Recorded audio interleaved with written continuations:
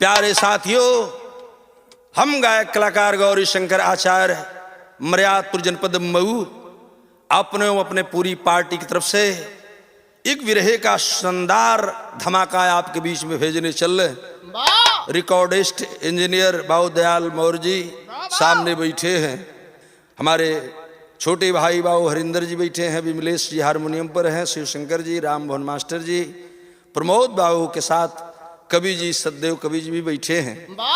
अपनी पार्टी की तरफ से अपने साथियों का बहुत बहुत अभिनंदन। बिरहा परिवार के सभी साथियों का गौरी शंकराचार्य का कोट सा बहुत बहुत प्रणाम।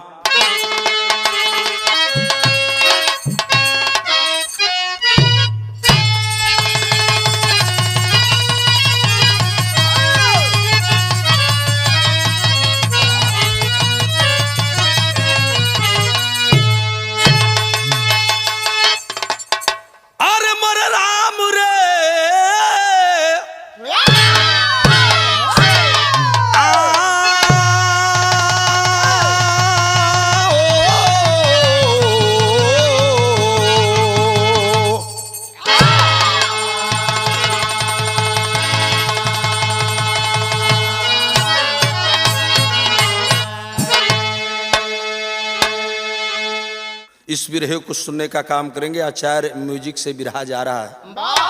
4 लाइन भूमिका में भाव है, जरा सा गौर करेंगे। क्या बेटा?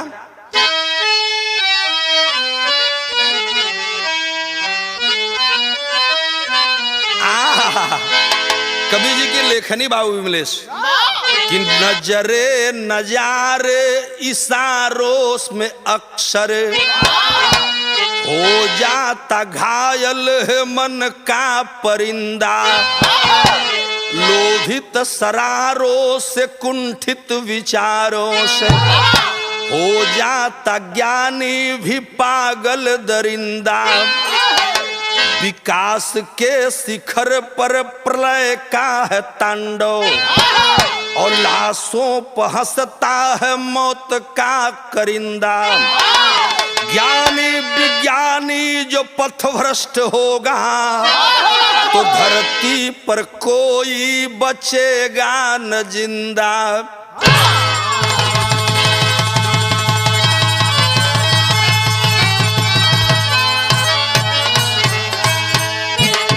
अरे विकास के शिखर पर भय प्रलय का है तांडव, लाशों पर हंसता है मौत का करिंदा, ज्ञानी विज्ञानी जो पथभ्रष्ट होगा तो धरती पर कोई बचेगा न जिंदा। आइए यहीं से ले चलते हैं कहानी की तरफ। एक लाइन गजल का टुकड़ा बा बेटा, वो आपन अंदाज बा। कौन गजल रही?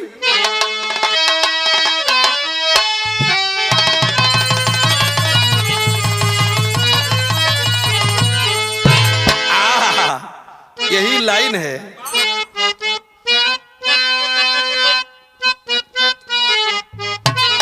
अरे वाह! तू जमाने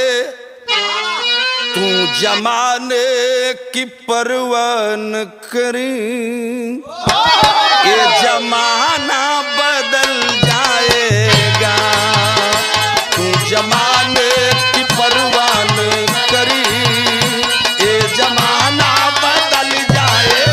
अरे जी अल्लाह!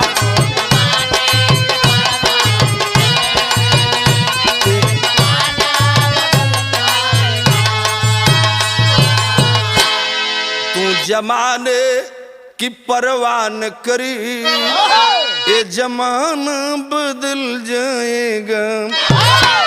आग चाहत की लग जाएगी, जब आग चाहत की लग जाएगी, तेरा दिल भी मचल जाएगा। आग चाहत की लग जाएगी, तेरा दिल भी आग चाहत।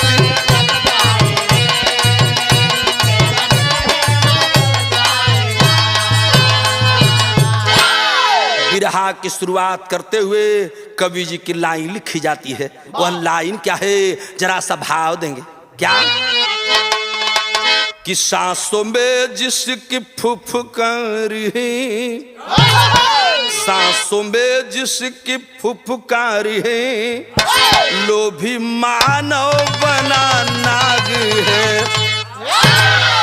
और सारी दुनिया में हलचल हुई, अरे सारी दुनिया में हलचल हुई, हर तरफ आग ही आग है। सारी दुनिया में हलचल हुई, हर तरफ आग ही आग है।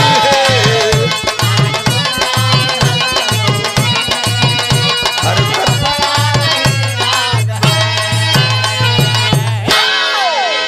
भैया बाबूजी आखिर क्या आग है, कैसी हलचल है, शहर का संगत लगी बेटा।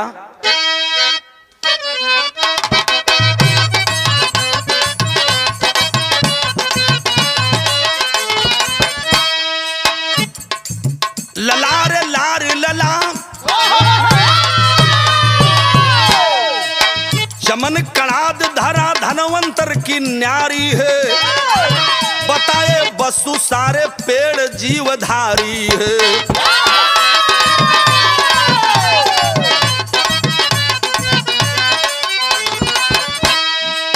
भास्करन आर्यभट्ट,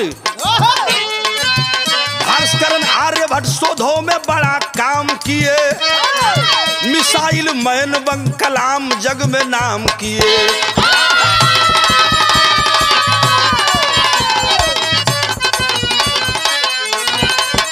विलक्षण प्रतिभा के हरिहरन जी पाए हैं, विलक्षण प्रतिभा के हरिहरन जी पाए हैं। कृषि निदेशक बन अन्वेषक जो कहाए हैं।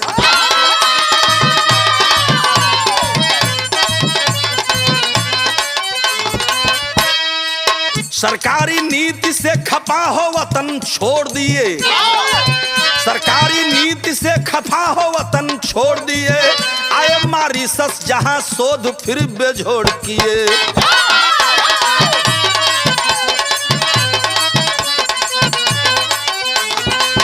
इंडीज आइलैंड द्वीप को सजाए हैं, इंडीज आइलैंड द्वीप को सजाए हैं। भारत के संत दाढ़ी वाले जग में छाए हैं।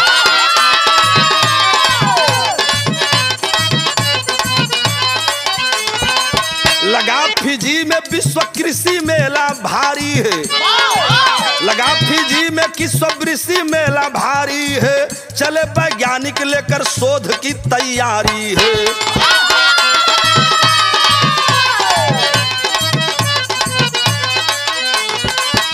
आहा, यही बात को समझ लीजिए मेरे बाबूजी। बात की शुरुआत में उस समय करने चल रहा हूं जब हमारे भारत के प्रधानमंत्री बीपी सिंह जी थे। बीपी सिंह जी जब प्रधानमंत्री थे, उसी समय आप नाम सुने होंगे हमारे भारत के एक बहुत बड़े वैज्ञानिक जिनका नाम था के हरिहरन। के हरिहरन के समय तमाम पहले भी वैज्ञानिक हुए, भास्करन जी हों, आर्यभट्ट हों, मिसाइल मैन पूर्व राष्ट्रपति डॉक्टर अब्दुल कलाम साहब रहे हों। इसी में के हरिहरन जी का नाम भी आता है।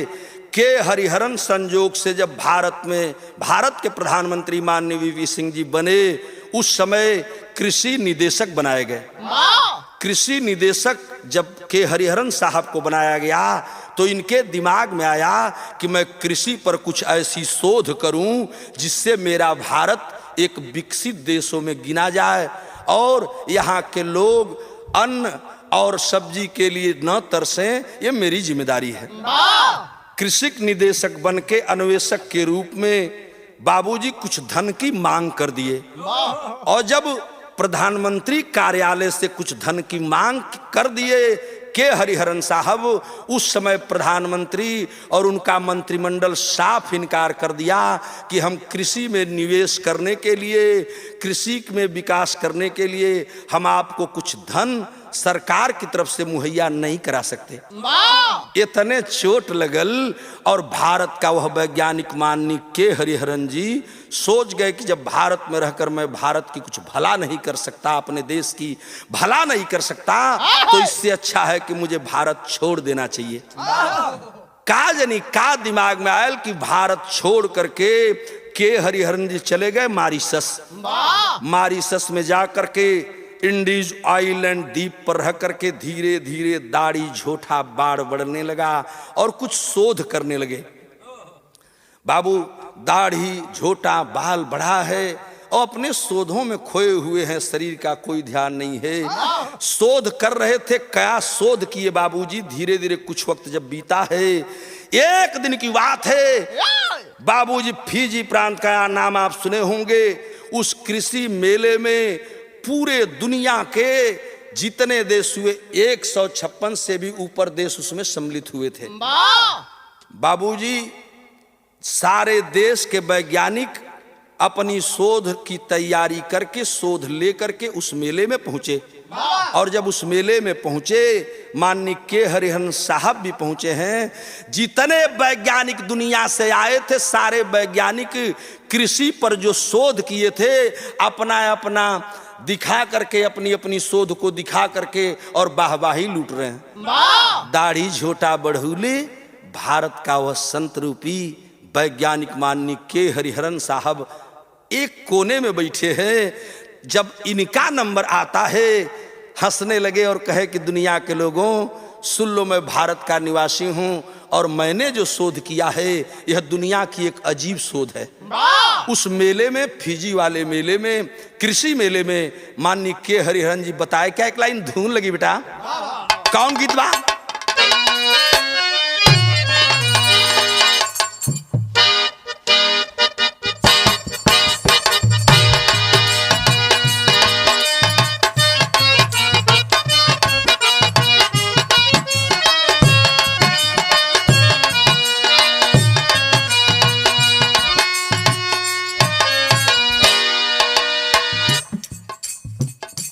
तरज के लाइन दिलन हमरे बाबू बिमलेश जी।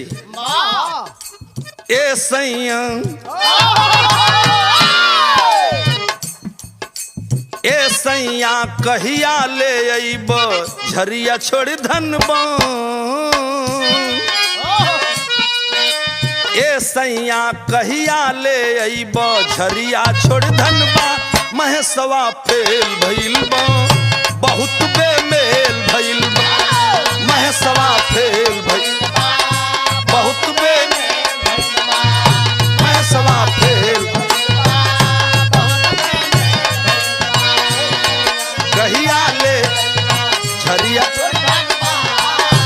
ए सैया झरिया महेशवा फेल, बहुत बेमेल महेशवा फेल।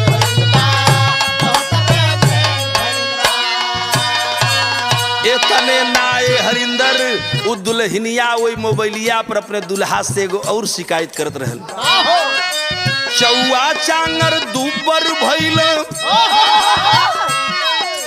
चौआ चांगर दुबर भइल। फूट गइल बा नाद महेशवा फेल भइल बा, बहुत बेमेल भइल।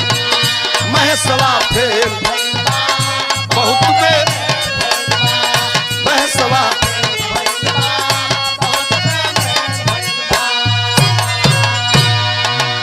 लेकिन फिजी में कृषि के उस मेले के अंदर सारे वैज्ञानिक अपने घमंड में थे। लेकिन पल भर में ही भारत का वैज्ञानिक माननीय हरिहरन साहब का जब नंबर आता है तो सारे लोगों को सन्नाटा छा गया। जानते हैं क्यों? फ्रांस, जर्मनी, रूस, अमेरिका मद में रहल चूर। रूस, जर्मनी, फ्रांस, अमेरिका मद में रहल चूर। 1 किलो के हरिहरन जब देखौल अंगूर, लोग चकराए लगल बा, आंख पथराए लगल बा। लोग चकराए लगल, आंख लोग चकराए।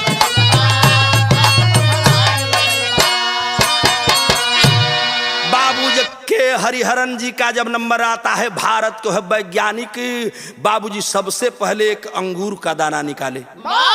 बिरहा के श्रोता बंधु, आप अंगूर को देख रहे हैं, अंगूर की लंबाई चौड़ाई गोलाई भी देख रहे हैं, एक छोटा सा दाना अंगूर का होता है।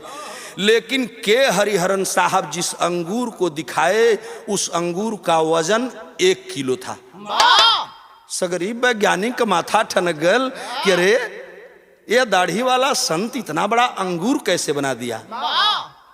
एकरे बाद दूसर के तरफ जब हाथ बढ़ूलो ते एगो दूसर चीज निकले हूँ आ का देखावत हूँ मेलवा में तनी देखें कि 10 किलो वाला रहल आलू चमत्कारी,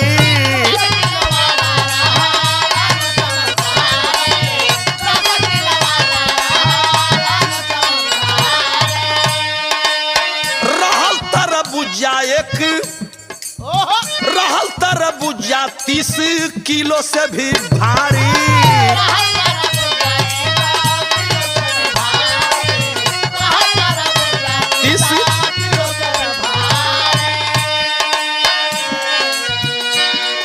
स्वर्ण काल आई फल सब्जी मिली है अब भरपूर। मेरी सोच यही रही जब मैं कृषि अन्वेषक था, कृषि निदेशक था भारत में, तो भारत को विकसित करने के लिए दुनिया के लोगों को फल सब्जी की दिक्कत न हो, इसलिए मैंने शोध करना शुरू किया।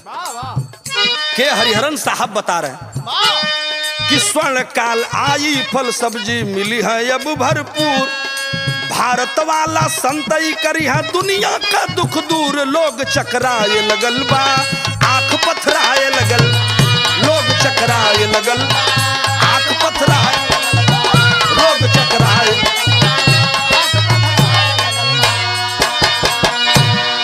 बाबूजी उसी मेले के अंदर बाबू मानी के हरिहरन साहब एक आलू का दाना निकाले। आलू भी आप देखे होंगे, उसकी लंबाई भी देखे होंगे, उसका वजन भी आप जानते होंगे, लेकिन जो के हरिहरन साहब उस फीजी वाले मेले में आलू निकाले, उस आलू का वजन बहुत कम रहा, तो 1 किलो से भी ऊपर रहा। 1 किलो ही नहीं, यहाँ तक बताया गया कि दूसर का बोरिया खोल सदे भैया तो वो 10 किलो का आलू निकाल दे। अब तो सगरी दुनिया का वैज्ञानिक बहुत चक्का न होगी ना। इतना ना, तीसरी तरफ जब वैज्ञानिक अपना हाथ बढ़ाए, अपने एक शिष्य को इशारा करते हैं तो वो उठौले लेहले आयल कपारे पर धैले, लोग देखल ई कहा तो कहला ई तो तरबूज है, लेकिन वो तरबूज कम से कम 30 किलो रहल। वजन किया गया तो 30 किलो का तरबूज देख करके लोग हैरत में रह गए। और 1992 में 90 में गवर्नमेंट बनी थी वीपी सिंह जी की, कृषि अन्वेषक माननीय के हरिहरन साहब बनाए गए थे, लेकिन घर छोड़ करके मॉरिशस चले गए। धन की कमी के कारण मॉरिशस में शोध किए। शोध करने का लक्ष्य बताए कि मैं इसीलिए शोध किया, लोगों को न कहीं फल की न सब्जी की आदि की दिक्कत हो। यही नहीं, मैंने एक और सोचा है। के हरिहरन साहब कहने लगे और सब लोग सुनने लगे, कहलन कि आखिर करी आगे कुछ और हो। तो दाढ़ी वाला संत को गजब बात बतौलन रामहन, जानत हुआ का बतौलन, गीतिये बदल गई। कौन गीत बा?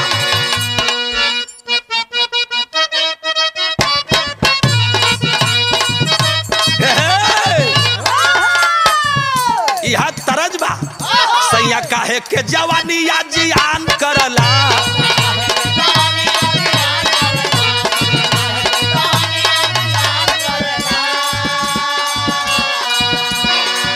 राम भवन मास्टर मतीन कोनो आदमी रहल, दुल्हन शिकायत कर दिलस, सैया काहे के जवानी या जियान करला,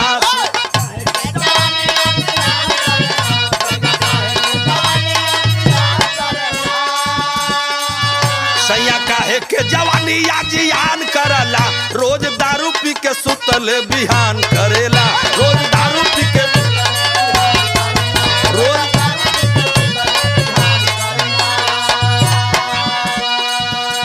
1992 में वह फीजी मेला लगा था। के हरिहरन बताने लगे,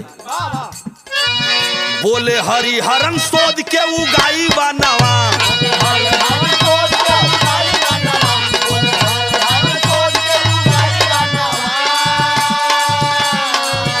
बोले हरिहरन शोध के उगाइब या नवा 1 किलो होई गेहूं का 10 दानावा 1 किलो होई गेहूं का 10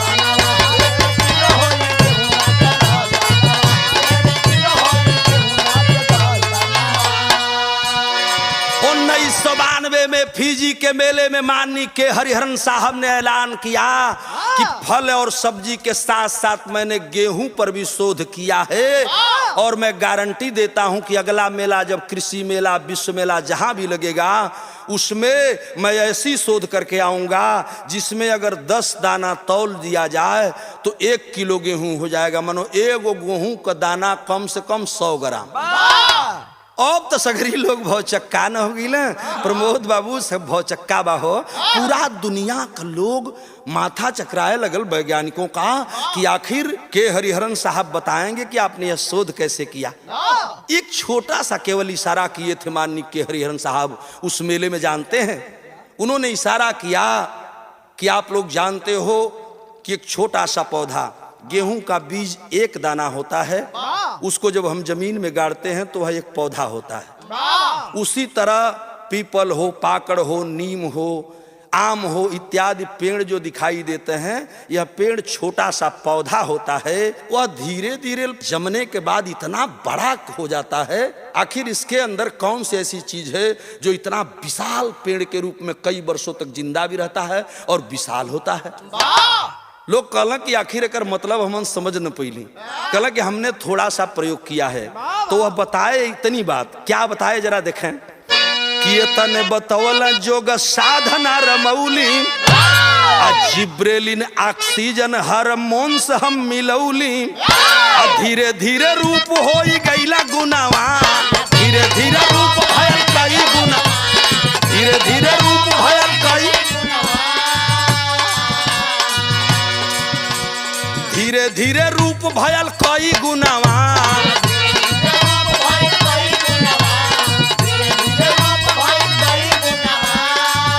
अरे धीरे धीरे रूप भयल कई गुनावा 1 किलो होई गेहूं के 10 दानावा।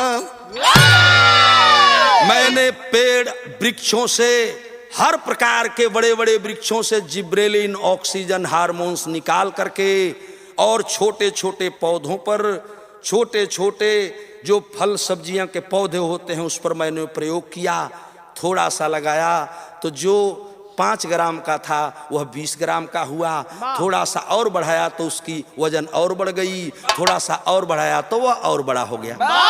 केवल इतना ही बताए और इतना ही बता करके मुड़ी झुकौला चल दहला। 1992 का घटना।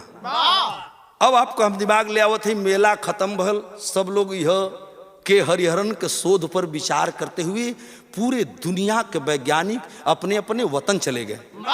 तो कवि जी को टेरी लिखना पड़ा। क्या बता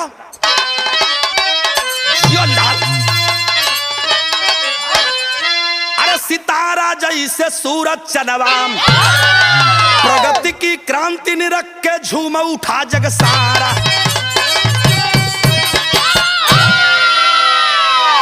अरे राम जी लाल वह पत्रकार, अरे राम जी लाल वह पत्रकार बाबा को गले लगाए हैं।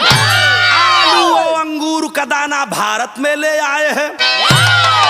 भारत के उस संत शिरोमणि, अरे भारत के उस संत शिरोमणि की दुनिया में धाक हुई।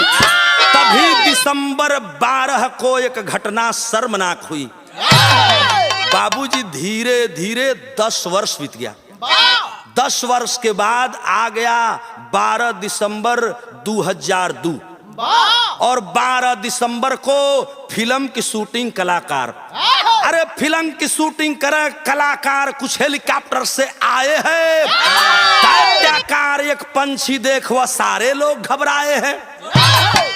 बॉम्बे के कुछ फिल्मी कलाकार शूटिंग के लिए मिर्जापुर में आ रहे थे और जब मिर्जापुर आ रहे थे एकाएक पहाड़ी की ऊंचाई से उनका हेलीकॉप्टर गुजर रहा था। आगे कुछ दूर पर उतरना था लेकिन जो ही पहाड़ी की ऊंचाई पर पहुंचे सामने एक दैत्याकार पक्षी जवन खुद हेलीकॉप्टर मतीन दिखाई देत बा। घबरा गए कलाकार, घबरा गया हेलीकॉप्टर का पायलट। और घबरा करके ले करके और अपने विमान को दूसरी तरफ मोड़ दिया, भगा वह लेकर के। अब भगल तक गीत लगल मुन्ना,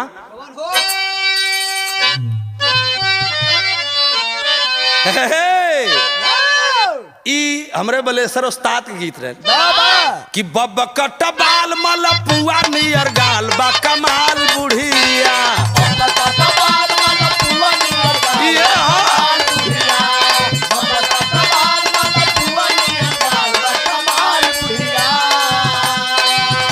चल हिरनी का चाल बा कमाल बुढ़िया। लेकिन बिंधा की तराइया में उठला तूफान शैतान चिरई, शैतान बिंधा की तराइया में उठला तूफान शैतान चिरई। अब बिंधा की तराइया में उठला तूफान शैतान चिरई, कैसो बचला परान शैतान चिरई, कैसो बचला परान शैतान चिरई, कैसो बचला परान शैतान चिरई। उस कलाकारों का हेलीकॉप्टर तो बच के निकल गया जिसका नंबर था कि V2540 यान बची के पराइल, लेकिन 4 दिन बाद एगो यान टकराइल।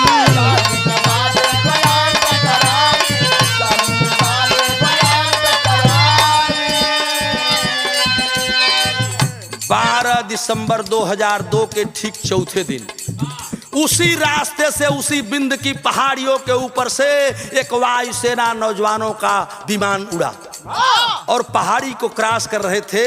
एकाएक वह पंछी पुनः आ गया और जब दोबारा आयल वह विमान का चालक पायलट समझ नहीं पाया। सैनिक जवान जब तक कुछ समझते तब तक आकर के उस विमान को टक्कर मार दिया। दैत्याकार पक्षी और विमान में जब टक्कर हुई, विमान नाच करके जमीन पर गिर गया, जल कर खाक हो गया, आग लग गई। जितने जवान उस विमान में थे सारे लोग मर गए। पक्षी वहीं से पुनः फिर पहाड़ियों में गुम हो गया। पूरा भारत में तूफान मच गया। लोग सोचने लगे अरे बाप रे बाप, एक ऐसी घटना, बाबूजी यही नहीं, खबर चारों तरफ फैलती है।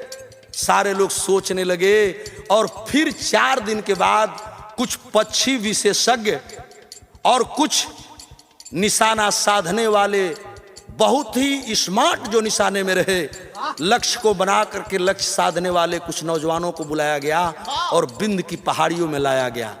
कौन तारीख रहल, कौन दिन रहल, बताओ चलो थी भाव कि V2540 यान बची के पराइल, 4 दिन बाद एगो यान टकराइल। मरे वायु सेनावा के कई ठे जवान शैतान चिरई।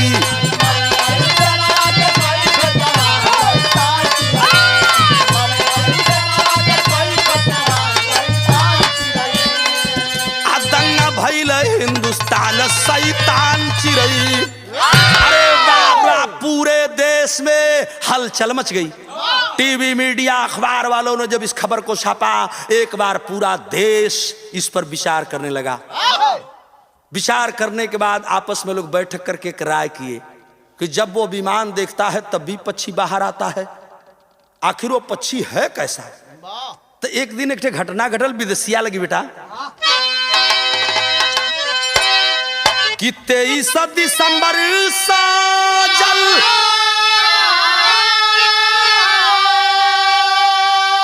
ये चाचा सेना वाली टोलिया हो।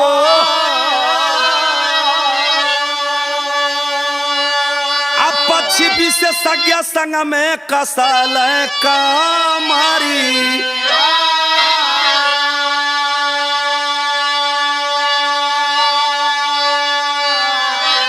रात में विमान एक ऊपर उड़ावल गईल, आ नीचवा निशाना साधी बैठले शिकारी।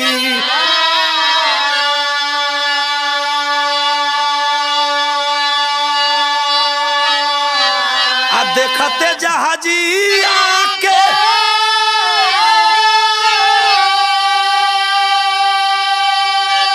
ये भैया आई चिरैया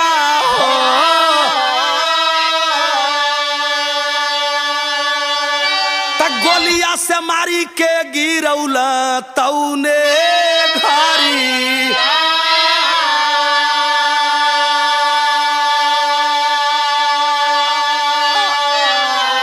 अलीपुर के चिड़िया खाना, अलीपुर के चिड़िया खाना शीशा वाले चैम्बर में आज दुनिया का लोग देखा पक्षी का सारी।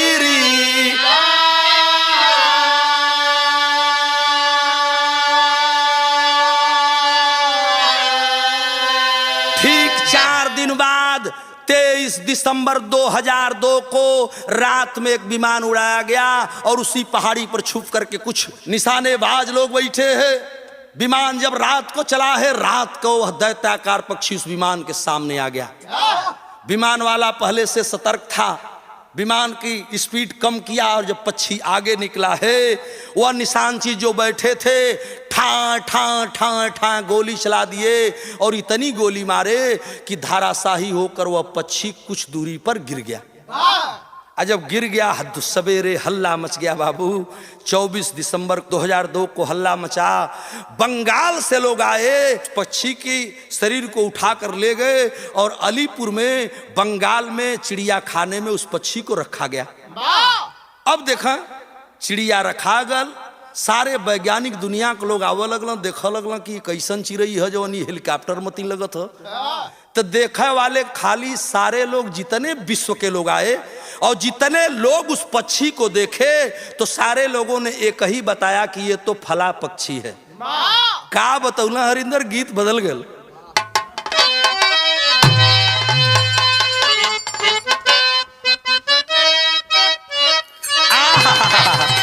गीत बड़ी सुनेला, इशारा कर दिलनी, खाली हिंट कर दी कि तरे नरिया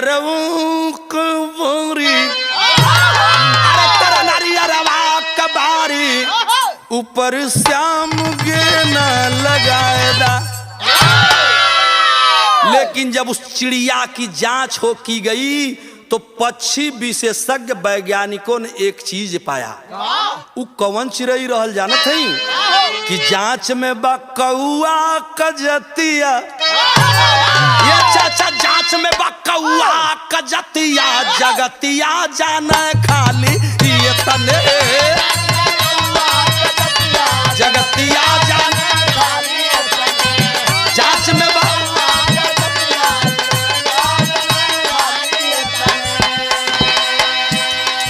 देखने में लोगों को लगा कि यह चिड़िया कोई और नहीं है, इता जे के कागा कहल जाला, हमन के भोजपुरी में कौआ। इता कौआ है, लोग बहुआ गइला कि कौआ और इतना बड़ा ये कैसे हो सकता है। अभी तो इस पर विचार कर ही रहे थे, अब तोले हरिंदर एगो और गड़बड़ हो गल कि 2 दिन बाद नए पाल दर में आना हुआ।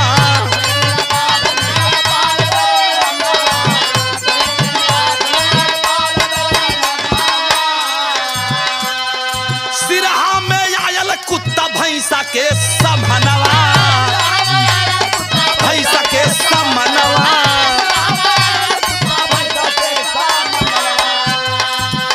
ये चाचा दिनवे में कैलस या फतिया, ये बाबू दिनवे में कैलस या फतिया, जगतिया जाने खाली ये तने दिनवा में कई। अरे जिया बेटा,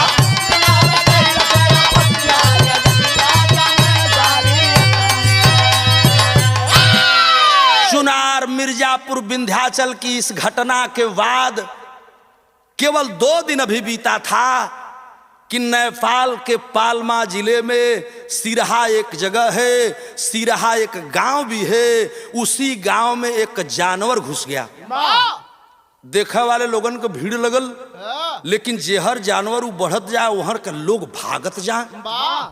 देखत हूँ कि देखले में ई कुत्ता लगत है, हवा तो ई कुत्ता, लेकिन ये इतना बड़ियार भैंसा से भी बड़ बा। एकर का मतलब, पूरा गौवा का लोग डर गइल।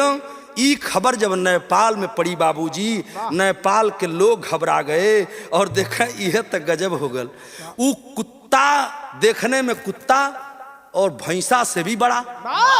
सगरी लोग गौवा को घबराए करके, और बाबूजी जब हल्ला कैला तो मीडिया पेपर अखबार के लोग जुट गए।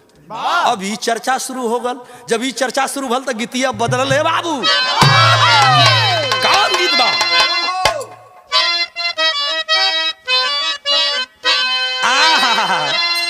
ये तोहरे जन्म के पहले के गीत बा। राम दोस्ताद गावा, हम तो अपन अंदाज में गावत बाटी।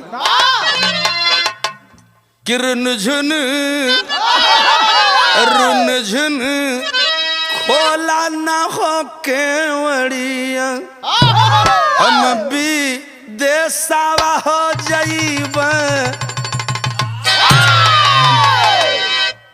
कहल गई कि जू तू ही ए राजा अरबी देसावा हो जाइबान।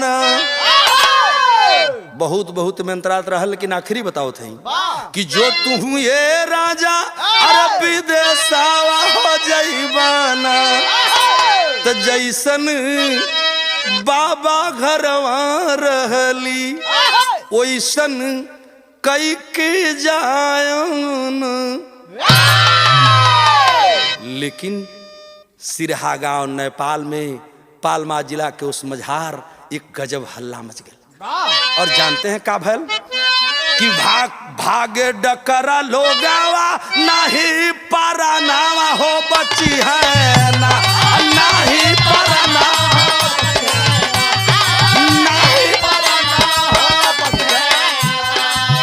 गौवा हो गईला अब मसनावा, गौवा हो गईला अब मसनावा, ना जानवा हो बची है ना गौवा।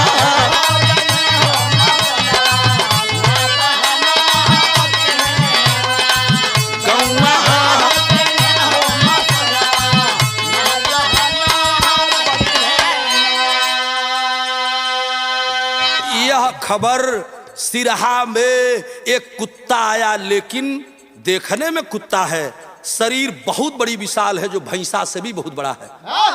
ये खबर नेपाल के राजा उस समय थे माननीय ज्ञानेंद्र जी, और हमारे देश के प्रधानमंत्री उस समय थे माननीय अटल जी। दोनों जन में वार्ता भइल। तो वार्ता में होत का रहल कि कहा ज्ञानेंद्र अटल से नहीं वतना हो बच्ची है, नहीं वतना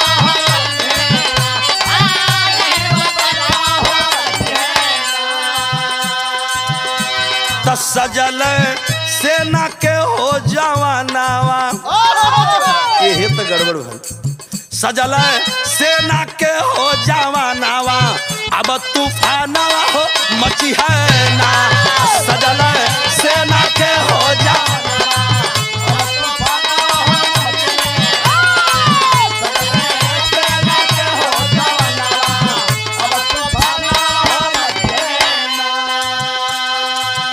माननीय नेपाल के प्रधानमंत्री ज्ञानेंद्र साहब माननीय अटल जी से बात किए। ये तो बड़ा गड़बड़ है, भारत में ऐसी घटनाएं हुई, नेपाल में आज देखने को मिला था कुत्ता, लेकिन देखने में इतना बड़ा जानवर, ये हो कैसे सकता? दोनों प्रधानमंत्रियों ने आपस में विचार करके और थल सेना के जवानों को पालमा भेज दिया। और पालमा में जब गए हैं जवान, तो देखें बाबूजी पालमा में जाते हैं तो जाकर के एक काम करते हैं, गीत बदलत बा। क्या बेटा?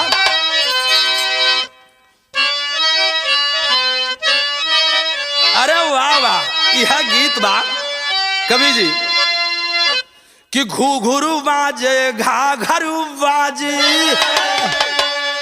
आयरू बजे करताल, 900 जोगी मंगल गा, अरे नाचा बिरछिया नारी हो, 900 जोगी मंगल।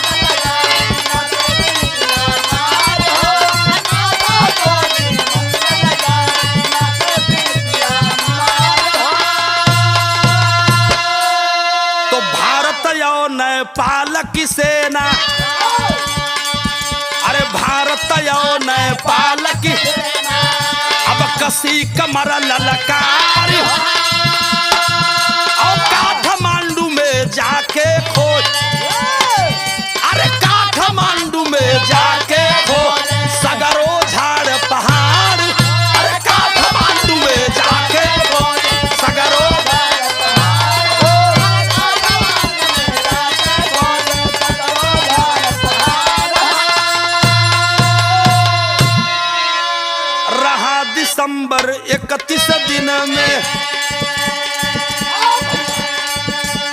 गए।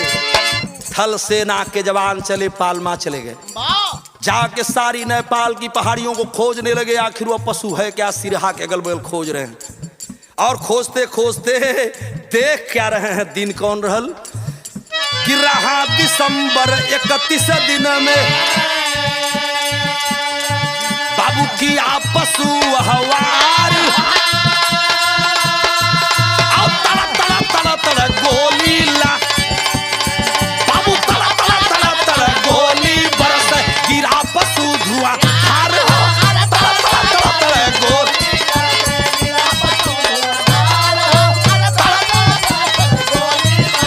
भाई।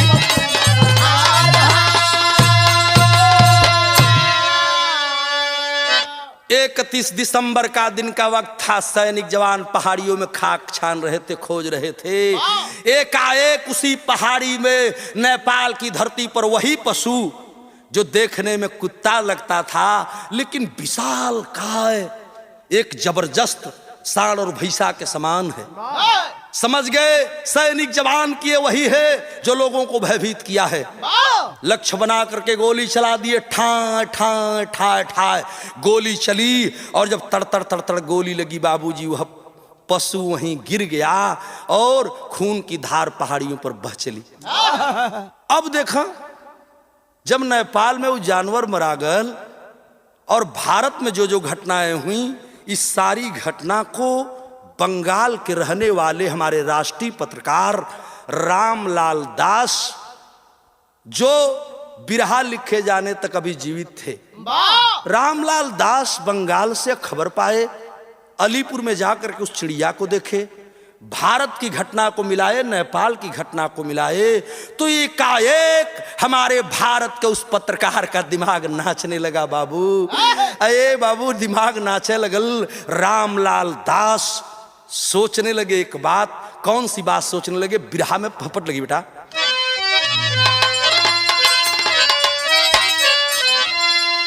कि दास बाबू वह पत्रकार तब चौक माथा ठनकल बा।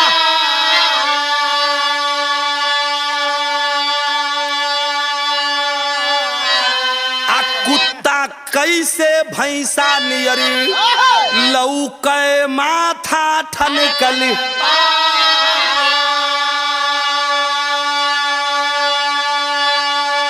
राणा म्यूजियम काठमांडू में अद्भुत पशु धराइल, जांच कराए वैज्ञानिक मिलकी, लेकिन नहीं समझ में आई।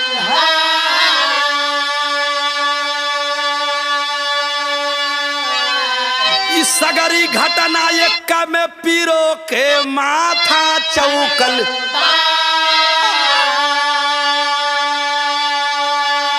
सगरी घटना एक में पीरो के माथा चौकल। आ शैतानी चाल रुकी ना रोके माथा चौकल। शैतानी चाल रुकी ना,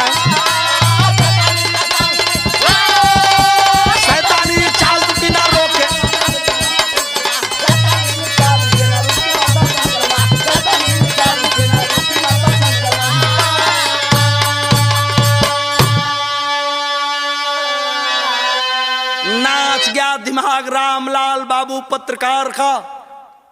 अवाक हो गए, दिमाग नाचने लगा कि यह शोध कहीं उस दाढ़ी वाले संत की तो नहीं है, और ये सारी शोध जो मैं देख रहा हूं यहीं घूम करके निगाह आ गया दास बाबू का। रामलाल जी का जब दिमाग काम किया, आबू जी बंगाल से चल करके दिल्ली आ गए। के हरिहरन साहब हैं कहां?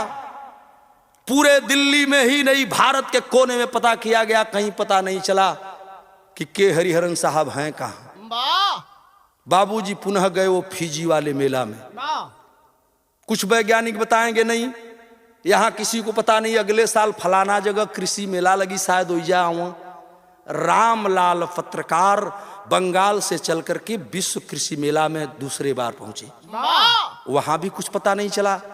जब के हरिहरन साहब का पता नहीं चला तो भारत के लोग जानत हुआ हमरे देश के लोग एगो काम करत हूँ कि हे भगवान, हे देई माई, हे लक्ष्मी माई, ई कुल आफत से बचावा। अब देई माई लक्ष्मी माई कैले रह तब तब बचावा, दुर्गा माई कैले रह तब तब बचावा। यहाँ तब विज्ञान चलत है।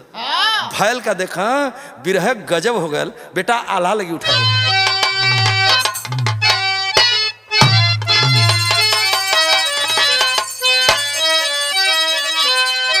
ये चाचा अरे रुसल प्रकृति होले जगिया हवा नवा आए हैं। अरे दिन रात सोचदा बाबू पत्रकार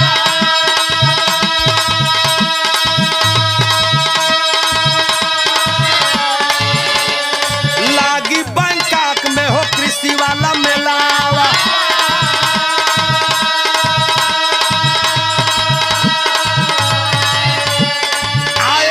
बाबू पाए के हरिहर न कतार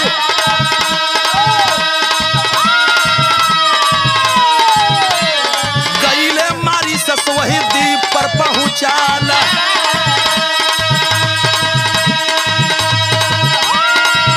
बाबू गईले मारी सस वही द्वीप पर पहुंचा।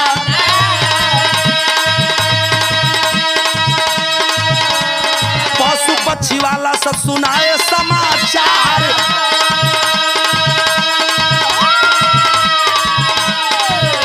अरे सुनत का पर लगल हरिहरन बदनी।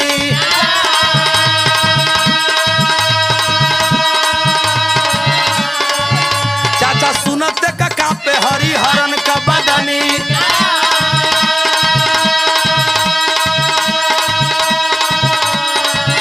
अरे कहला कि सगरो ई शोध बहा मार।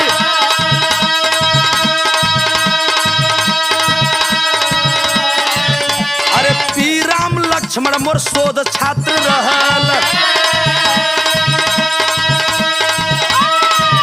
अरे चोरी का के शोध एक दिन हो गयल फरार।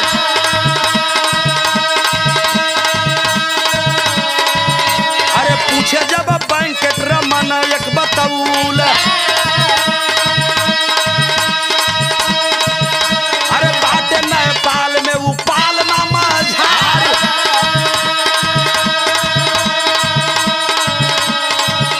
अब पलमा में गईल जहां बदलल ठिकाना।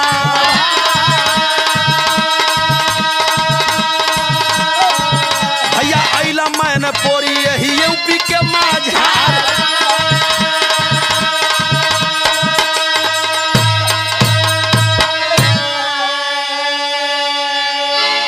सारी घटनाओं को के हरिहरन के उस शोध से मिला करके रामलाल दास पत्रकार आए भारत। कहीं पता नहीं चला। पता चला कि इस साल कृषि मेला बैंकॉक में लगने वाला है। चले गए बैंकॉक। बैंकॉक में धीरे धीरे वैज्ञानिकों से पता चला कि के हरिहरन तभी से मेला में तो नहीं आते, लेकिन पता चला है कि आइलैंड द्वीप मॉरिशस में एक दाढ़ी वाला संत उन्हीं के समान आज भी पड़ा हुआ है। बाबूजी रामलाल दास पत्रकार वह बंगाली बाबू भारत से चले गए मॉरिशस। द्वीप पर गए। संजोग रहा कि के हरिहरन साहब से मुलाकात हो गई। और जब मुलाकात हो गई मेरे बाबूजी, अरे बाप रे बाप, भारत और नेपाल की सारी घटनाओं को के हरिहरन साहब से बताने लगे। मायूस होकर बिलखने लगे के हरिहरन साहब। आंखों में आंसू गया, बदन थरथरा कर कांपने लगी। रामलाल बाबू जल्दी करो, नहीं तो दुनिया नहीं बचेगी। यह सारी शोध मेरी है। हुआ कैसे? मेरा एक छात्र था, पढ़ने वाला लड़का, जिसका नाम था पी राम लक्ष्मण। पी राम लक्ष्मण एक दिन मेरी सारी शोध की कॉपी चुरा करके लेकर फरार हो गया। मैं उसी दिन से मुंह छिपा के यहाँ बैठा हूं और अब तक उसका पता नहीं है कि वो है कहाँ। तब तक उसी बगल में उसी के हरिहरन साहब का एक शिष्य था जिसका नाम था वेंकट रमन। वैज्ञानिक शोध करने वाला वेंकट रमन आगे आगा का सर पी लक्ष्मण आज भी है। कहाँ है? नेपाल में। जानते हो कहाँ है? हाँ, पालवा में है। जब पालवा में खबर लगल तो बाबूजी के हरिहरन साहब तुरंत तैयार हो गए, रामलाल दास पत्रकार को लिए और तुरंत मॉरिशस से भारत में आए, भारत से नेपाल चले गए। पालमा में जाकर के पता करने लगे कि आखिर वह मेरा चेला वेंकट रमन है कहाँ। तो पता चला कि वो कुछ दिन पहले यहाँ था जरूर, लेकिन एक कुत्ता जब भैंसे के समान यहाँ मारा गया, उसी घटना के बाद यहाँ से फरार है। कहाँ है? तो कुछ सूत्रों से पता चला कि वह इस समय भारत में है। भारत में कहाँ? मैनपुरी के इलाके में। मैनपुरी के जनपद के तरफ अब के हरिहरन के साथ रामलाल दास पत्रकार भारत आ गए। और जब भारत आते हैं बाबूजी तो देखें रात में जाकर के दोनों लोग एसपी मैनपुरी से मुलाकात करते हैं। मैनपुरी के एसपी साहब से मुलाकात हुई, थैल सेना के जवानों को सजाया गया और रात को पता किया गया धीरे धीरे कि वह आदमी दाढ़ी झोटा बढ़ाया, कोई संत टाइप का आदमी इसी पहाड़ी में रहता है, गुफा में रहता है, शायद वही तो नहीं है। सैनिक के जवानों के साथ के हरिहरन साहब और रामलाल पत्रकार उस पहाड़ियों में चल दिए बाबूजी खोजने के लिए उस पीराम लक्ष्मणन को। और जब खोजने के लिए चले हैं, रात के वक्त शाम हो गई, खोजते खोजते और खोजते खोजते जब जंगल की पहाड़ियों में पहुंचे, एक जगह छोटा सा दीपक टिमटिमाता हुआ दिखाई दिया। और जब टिमटिमाता हुआ दिखाई दिया बाबूजी, भैल का हो बिरहे गजब न हो गई। उधर सेना का जवान बढ़ल देखत का हुआ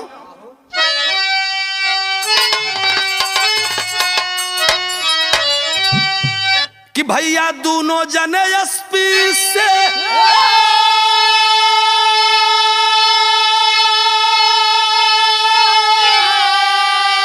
अब बतौला बतिया, घरवा घेरल जबर जाके वो हो आधी रतिया, हो आधी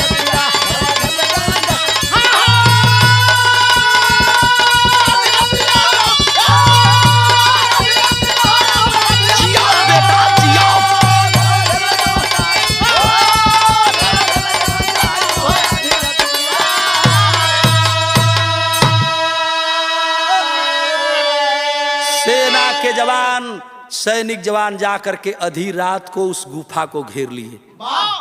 पता चला कि इसी में वह संत टाइप का कोई आदमी रहता है। के हरिहरन साहब साथ में है, रामलाल दास पत्रकार में है, सेना के जवान हथियार लेकर लैस हैं। रात का टिमटिमाते दीपक के तले जब जय झरोखे से झांकने लगे तो देख क्या रहे हैं कि बाबू गुफा से झांका है जब सिपाही वही अंगनवा तो 14 फुट वाला एक घूमत सैताना,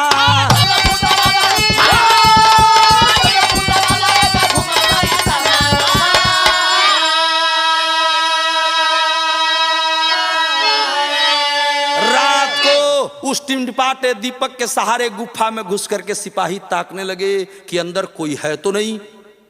तो सारे सिपाहियों ने देखा बाबूजी कि उसी गुफा के अंदर जो जगह खाली थी एक आंगन की तरह, उसी आंगन में एक मनुष्य दिखाई दिया। था तो आदमी, लेकिन उसकी लंबाई 14 फुट से भी ज्यादा थी। अब सगरी सिपाही को परनवा झुराया नगल।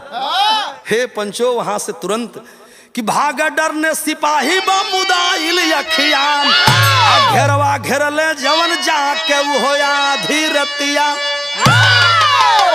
सारे सिपाही डर के मारे पीछे लौट गए। अरे बाप रे बाप, तो कोई शैतान है, कोई भूत है, कोई बहुत बड़ा शैतान है। सारे लोग जब पीछे हटे, के हरिहरन सबको टार करके अपने रामलाल दास पत्रकार को लेकर आगे बढ़ने लगे। सिपाही भगे तो जरूर, लेकिन भागने के अंदर वह आदमी जो आंगन में घूम रहा था, 14 फुट से भी ऊंची लंबाई है, वह आहट पा गया आदमियों का। कुछ मनुष्य आए हैं बाबूजी, भैल का देखा। सैनिक जवान इधर से गईला कि इस आंगन के अंदर इतना बड़ा शैतान है, लक्ष्य बना लिए। और सेना के जवान जब लक्ष्य बना करके अंदर गए मेरे बाबूजी, अरे बाप रे बाप, गजब हो गल हो। जानते हैं क्या हुआ कि तोड़ला दरवाजा शैतान गुर्राइल आ तड़ा तड़ा गोली वो करे छाती में मराइल।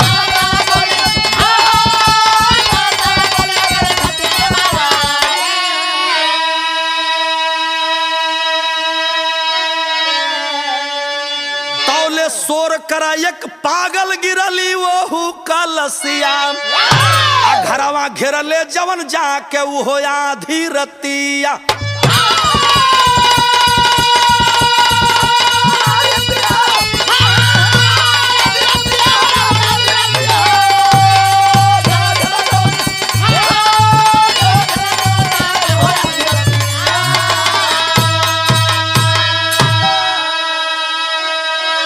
दरवाजा तोड़ करके सैनिक जवान गए और जा करके उस विशाल काय मनुष्य को जो शैतान की तरह दिखाई दे रहा था गोली मार दिए। तर तर तर तर कई गोली के बौछार भल चारों तरफ से जब गोली लगी आह आह करके वह विशाल काय मनुष्य जमीन पर गिर पड़ा। और जब आह की आवाज गुफा के अंदर गई तो एक दाढ़ी झोटा बढ़ा करके मनुष्य निकला जो हम साधारण मनुष्यों की तरह था। लंबाई हम लोगों के सरीखे थी।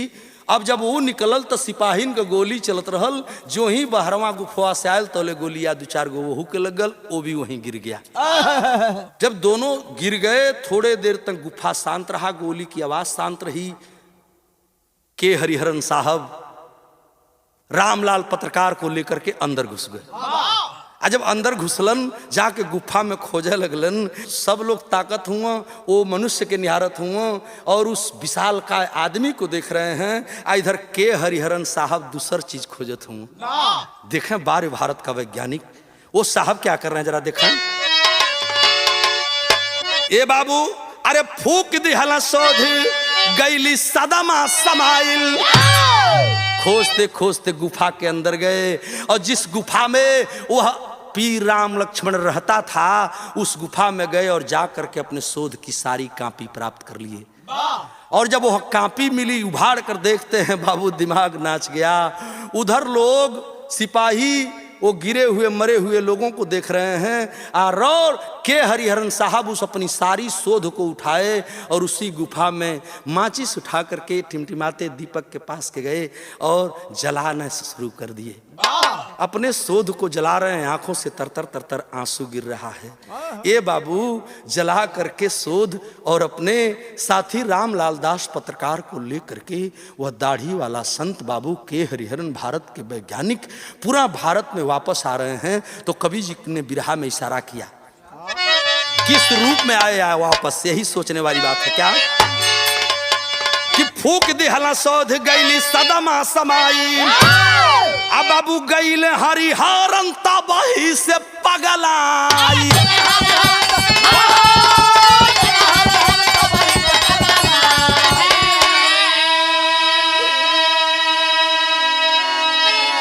भारत में आए तो जरूर, भारत में तो आए तो जरूर बाबूजी, लेकिन माथा काम नहीं किया। हरिहरन साहब भारत छोड़कर पुनः मॉरिशस चले गए और मॉरिशस में लोगों ने देखा, बहुत दिनों तक लोगों ने देखा कि पागल सरीखे इस नाले में, उस रोड के किनारे, उस नाली के किनारे वह पागल सरीखे भारत मॉरिशस की धरती पर घूमने लगे। ये मैंने कौन सी शोध किया बाबूजी? यही नहीं, आज सारे लोग देखें और जाकर के वहां पागलों की तरह जब रो रहे थे तो कवि जी एक लाइन लिखे कि इंडीज आइलैंड द्वीप में जा बहावा श्याम घरवा घेरले जवन जाके वो आधी रतिया।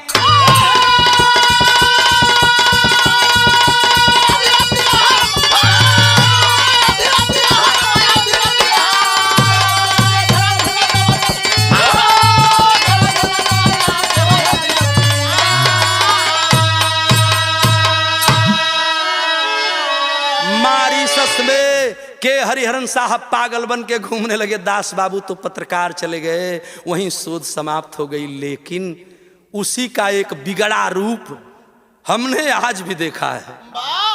तरस आती है इस देश पर। आप भी सुने होंगे, हम भी सुने हैं।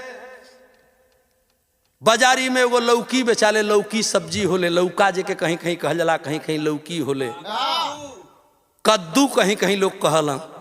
वही कद्दू का सब्जी आज बाजार में मिले लो बतावल कि उसी का बिगड़ा रूप लोगों ने थोड़ा सा प्रयोग किया मेरे भारत में, और एक इंजेक्शन बना दिया, सांझी का अगर कद्दू में लगा देबा तो उस सवेरे ले एक हाथ का हो जाई। एक दिन टीवी पर सदैव भैया हम न्यूज देखत रही, पूरे हमारे देश के लोग देखे होंगे, बिरहा समाज के श्रोता बंधु जो सुन रहे हैं इस बिरहे को वो भी देखे होंगे।